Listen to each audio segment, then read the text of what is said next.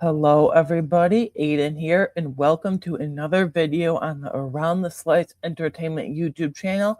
Last night, episode 3 of Cape Fear premiered on Apple TV, so I am here today to give you all my biggest thoughts and takeaways from it. Before we do that, however, if you enjoy any of this type of content at all, please consider liking this video right now and subscribing to the channel right now as well, as we always have a ton of awesome fun and interesting coverage coming out around here on a weekly basis at this point in time.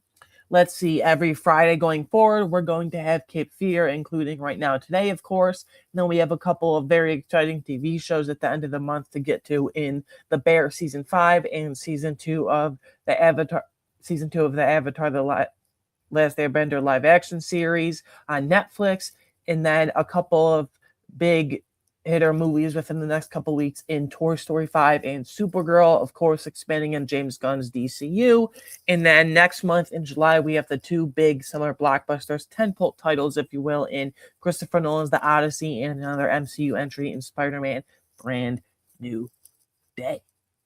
So yeah, biggest takeaways from episode 3, just from a top-down overarching general view sense. I thought this was this wasn't a bad episode by any means. I thought this was a slower, kind of methodical transition episode, if you will, from the perfections of the highs of episode 1 and 2, the two premiere episodes on Apple TV, mind you, that I thought was absolute perfection.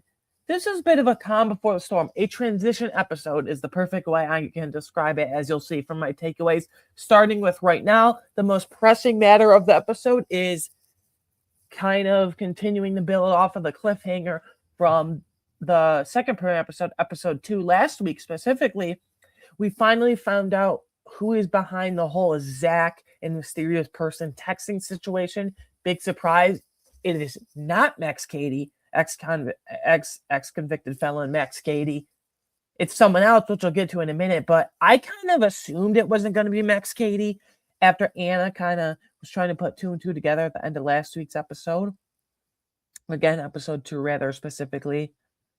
Because that just seemed too obvious from both an audience perspective and a writing perspective. I think they want the audience to dig deeper, and I kind of assumed it wasn't going to be Max Cady because, again, that just seemed too obvious and like point blank, there it is.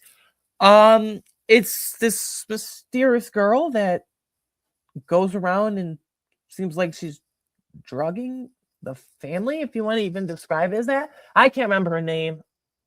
I'm terrible with names. I really got to write this shit down. But yeah, she's behind the whole Zach texting situation. She actually seems like she's much older than Zach, or at least a few years older than Zach. At the very least, he's a minor. It seems like she's over 18, 19 years old. So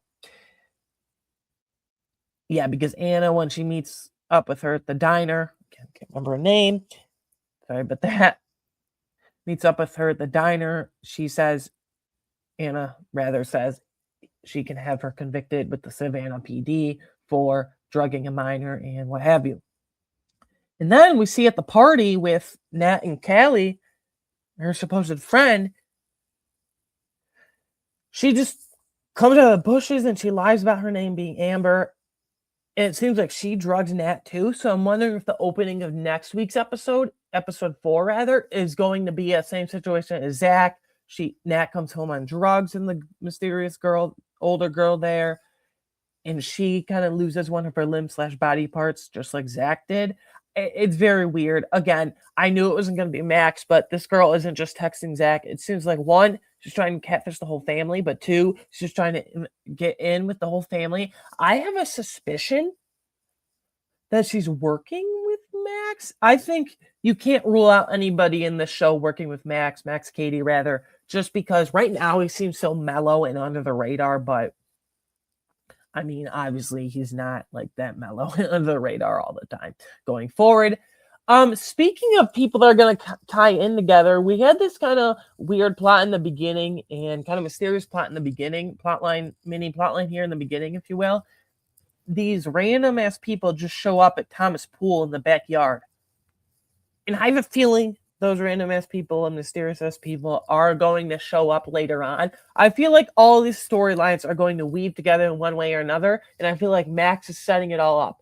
I feel like the girl drugging Zach and now Nat, Max himself and these mysterious people infiltrating their pool basically are going to come to a head and come together, and these people specifically at the pool are going to show up. I have a strong feeling that they're going to show up multiple times in the season, and then maybe we'll have them, the girl, and Max show up on screen together and act like they don't know each other at all, but in reality it's some big scheme that they're all plotting. I don't know. You never know with shows like this. But actually, towards the end of the episode 1, it was very creepy and ominous. 2, though, I like diving into the psyche of Max Cady himself specifically, because he always seems like a chill guy that has no problems other than being in prison for 17 years. On the outside looking in, no problems going on. It seems like Max is going through like legitimately some internal struggles right now from being in prison for 17 years, having a metal plate in his head rather. I like diving into the psyche of that. Now, I said this was a bit of a slower, more transition-esque episode because there's a couple beats that I really did not enjoy. Most importantly, I am just not seeing the point right now of the whole Tom cheating on Anna storyline with an affair with, what was it, his assistant from the law firm. I don't get how that contributes. Like, does it create drama from a writing perspective? I guess so, but not really. It just felt so forced and random. Like, I don't know. It feels kind of out of place and unnecessary. Like, it doesn't really relate to anything that's going on in the show in the least. So from that perspective, I'm just not feeling that storyline right now. And then something else. What is the purpose of the camera crew constantly being there? Are they set up as well? Are they in the scheme with Max, the girl, and the pool people as well? I know I'm like overthinking every single goddamn person in the show right now, probably, but you have to have that grounded thinking logic sense right now, if you will, with a show like this. So right now, the camera crew seems to be in the way more than anything. I have a feeling, though, that there's more to them than they're letting on, but right now they just seem kind of annoying in the way. So again, a bit of slower transition-esque episode. The most pressing matter, obviously, is we meet the girl that was behind the whole Zach catfishing texting situation, and then she drugs Nat, and it feels like she's gonna intentionally go after everyone in this family. She's already gotten Zach. She's now gotten Nat, obviously. Lies about her name to Nat, and that's so forth. So yeah, a couple storylines. It's just Tom and the assistant affair cheating scandal thing. I don't really know what that's there for, but yeah. Anyways, guys, I'm going to give this an 8.5 out of 10. Still very good in the grand scheme of television show quality, but I think from the perfectionist highs of episodes 1 and 2, the premiere in particular specifically, to episode 3. Episode 3 is a transition episode, if I've ever seen one. I did enjoy how it dove into the whole internal struggle and psyche of Max Cady himself, but clearly this girl is going to be a problem going forward. I feel like eventually at one point or another, soon, way later in the season maybe, all these storylines being the pool, the mysterious pool people, the girl, most importantly, Max himself, maybe the camera crews, there's more to them than they're leading on. I feel like one way or another, they're all going to be in the crosshairs, if you will, of each other, and then they're all going to be on screen together at one time, and it's going to be a big bombshell situation. So yeah, anyways, guys, 8.5 out of 10 for episode 3 of Apple TV's Cape Fear for me personally.